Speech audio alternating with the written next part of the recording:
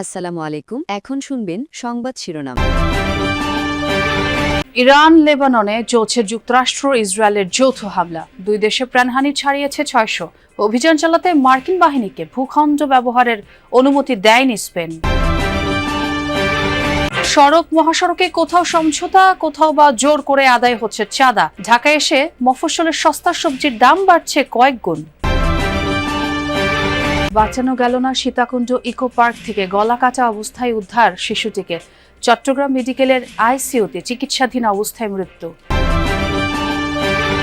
আদালতকে ব্যবহার করে গণভোট বাতিলের চক্রান্ত চলছে, অভিযোগ জামায়াতের। জুলাই সনদ বাস্তবায়নে সব এমপিকে শপথ নেওয়ার আহ্বান এনসিপির। এতক্ষণ শুনছিলেন সংবাদ শিরোনাম, এখন শুনবেন বিস্তারিত। ইরান ও লেবাননে ব্যাপক হামলা চালিয়ে যাচ্ছে যুক্তরাষ্ট্র ইসরায়েলের যৌথ বাহিনী। দুই দেশে প্রাণহানি বেড়ে ছাড়িয়েছে ৬০০। ইরানের রাজধানী তেহরানে আবারও হামলার শিকার রাষ্ট্রীয় গণমাধ্যম। একাধিক সামরিক স্থাপনাতেও হয়েছে অভিযান। লেবাননের বৈরুতে হিজবুল্লাহর অবকাঠামো লক্ষ্য করে চলছে তুমুল হামলা।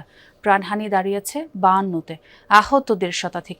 পাল্টা জবাব দিচ্ছে ইরানও। মধ্যপ্রাচ্যের বিভিন্ন ঘাঁটিতে তেহরানের হামলায় এ পর্যন্ত ৬ মার্কিন সেনার মৃত্যুর কথা নিশ্চিত করেছে ওয়াশিংটন। উপসাগরীয় দেশগুলোর জ্বালানি স্থাপনা লক্ষ্য করে হামলা অব্যাহত রেখেছে ইরান। মঙ্গলবার সকালে একাধিক বিস্ফোরণ হয়েছে কাতারের দোহায়। মিসাইল ও ড্রোন ছোড়া হয়েছে কাতার, কুয়েত ও সংযুক্ত আরব আমিরাত লক্ষ্য করেও। সৌদি আরবের রাজধানী রিয়াদে অবস্থিত মার্কিন দূতাবাসে ড্রোন হামলা চালিয়েছে ইরান। মঙ্গলবার ভোরে ২টি ইরানি ড্রোন আঘাত হানে দূতাবাস ভবনে। এতে দূতাবাসের একটি অংশে আগুন লেগে যায়। ভবনের কিছু অংশে সামান্য ক্ষয়ক্ষতি হয়েছে বলে জানিয়েছে সৌদি প্রতিরক্ষা মন্ত্রণালয়। তবে এর আগেই ভবনটি খালি করে ফেলা হয়েছিল, ফলে হতাহতের কোনো ঘটনা হয়নি। এছাড়াও রিয়াদের কূটনৈতিক এলাকায় আরও ২টি বিস্ফোরণের আওয়াজ পাওয়া গেছে। ইসরায়েল ও যুক্তরাষ্ট্রের যৌথ হামলার প্রতিক্রিয়ায় সৌদি আরব সহ মধ্যপ্রাচ্যের ৫ দেশে যুক্তরাষ্ট্রের ঘাঁটি সহ বিভিন্ন স্থাপনা লক্ষ্য করে একের পর এক ক্ষেপণাস্ত্র ড্রোন হামলা চালাচ্ছে ইরান। ইরানে আক্রমণের জন্য যুক্তরাষ্ট্রকে যৌথ সামরিক ঘাঁটি ব্যবহার করতে দেবে না স্পেন। ওয়াশিংটনের অনুরোধের জবাবে স্পষ্ট না জানিয়ে দিয়েছে মাদ্রিদ। স্প্যানিশ সরকার জানায়, যুক্তরাষ্ট্রের সঙ্গে যৌথভাবে পরিচালিত রোটা এবং মরণ ঘাঁটি থেকে ইরান বিরোধী সামরিক অভিযান পরিচালনা করতে দেয়া হবে না। তেহরানে যুক্তরাষ্ট্র ইসরায়েলের যৌথ হামলার তীব্র নিন্দাও জানিয়েছেন স্পেনের প্রধানমন্ত্রী পেদ্রো সানচেস। বলেন, এই হামলার ফলে আন্তর্জাতিক পরিস্থিতি আরও জটিল এবং অনিশ্চিত হয়ে উঠেছে। দেশটির পররাষ্ট্রমন্ত্রী হোসে ম্যানুয়েল এক বিবৃতিতে জানায়, ইরানি জনগণের গণতন্ত্র, স্বাধীনতা ও মৌলিক অধিকারের পক্ষে স্পেন। ইরানে হামলা শুরুর পর রোটা ও মরণ ঘাঁটি থেকে ১৫টি যুদ্ধ বিমান সরিয়ে নেয় যুক্তরাষ্ট্র। উত্তরবঙ্গ থেকে ৩৫ থেকে ৩৭ টাকার বেগুন আর শশা কি করে ঢাকার বাজারে হয়ে যায় ১০০ টাকা কেজি? হাটে, বাজারে, আড়তে, সড়কে আর মহাসড়কে চাঁদাবাজদের দৌরাত্ম্য কি কমেছে আদৌ?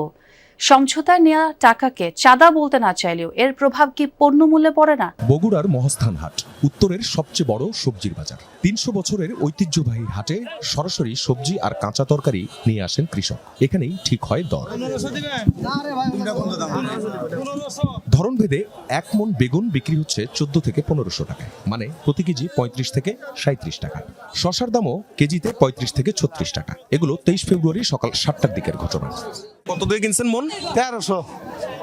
এখন বেচতেছেন কত? ১৬০০ বিক্রি করলাম। তাহলে কেজি কত করে? 37। ৩৭ টাকা না। এদিন আলু বিক্রি হচ্ছিল ৫ টাকা কেজিতে, আর কাঁচামরিচের কেজি ৮০ টাকা। ৮০ পৌঁছাই, আর জায়গায় কিনা আপনার কাছারিতে কিনা আছে আপনার ৯০ টাকা কেজি। কৃষকের বিক্রি করা সবজি সোজা চলে যাওয়ার কথা পাইকারি আর খুচরা বাজারে, কিন্তু হাটেই হাতে ধরিয়ে দেওয়া হচ্ছে একটি স্লিপ। প্রতি মনের জন্য দিতে হচ্ছে ২০ টাকা। আচ্ছা, আপনি এখানে যে স্লিপটা দেন, এই স্লিপটাতে কি লেখা? এটা হচ্ছে হাটের আপনার তোলে। আপনার স্লিপটা একটু দেখি না। আপনার স্লিপ তো দেখান যাবে না। একটু দেখান না। ব্যাপারী কাছ থেকে দেখেন, আমরা দেখালে সমস্যা। হ্যাঁ, কি সমস্যা? কোনো সমস্যাই নাই, আপনি দেখে কি হবে। সবজি বোঝাই বাহনটি রওনা হবে সিরাজগঞ্জের দিকে। হাটের খাজনা ভ্যানে করে ট্রাক বা মিনি ট্রাকে পণ্য তোলা নামানোর মতো খরচের কারণে কেজি প্রতি খরচ বেড়েছে আরও ৫ টাকার মতো। সব মিলিয়ে হাট আর হাটের বাইরে চাঁদা দিতে হলো কত? আপনি তো ১৫০০ টাকা এখানে দিয়ে দিচ্ছেন। আমি যে বাজারে যে খরচটা দেবো, এর থেকে চাঁদার পরিমাণ বেশি।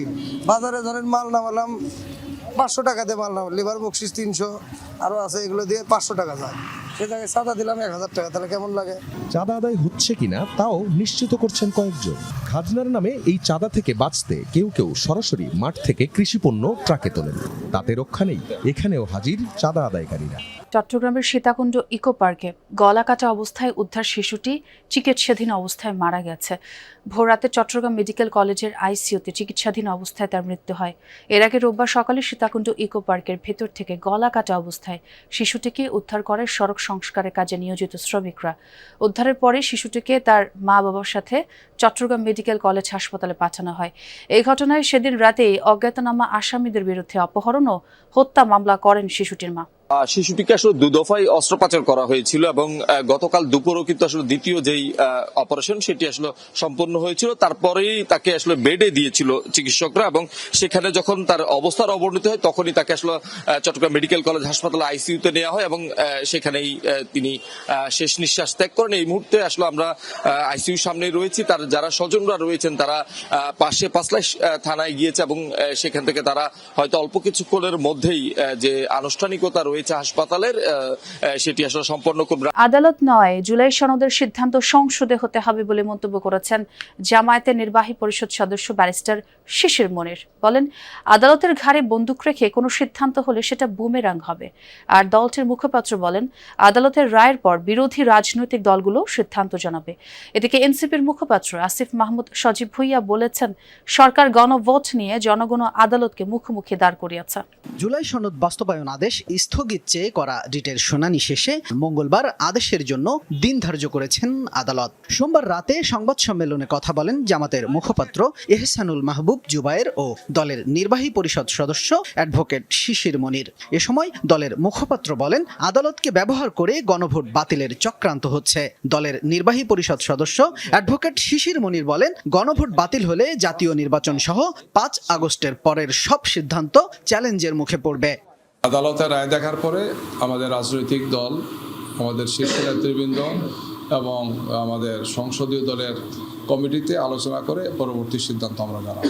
ওয়াই অনলি দি জুলাই সনদ বাস্তবায়ন আদেশ, মাঝখানে আরও ১৩৫টা অর্ডিন্যান্স রয়েছে, সেগুলো বাদ যাক, সবই বাদ যাক, ফ্রেশে শুরু করি।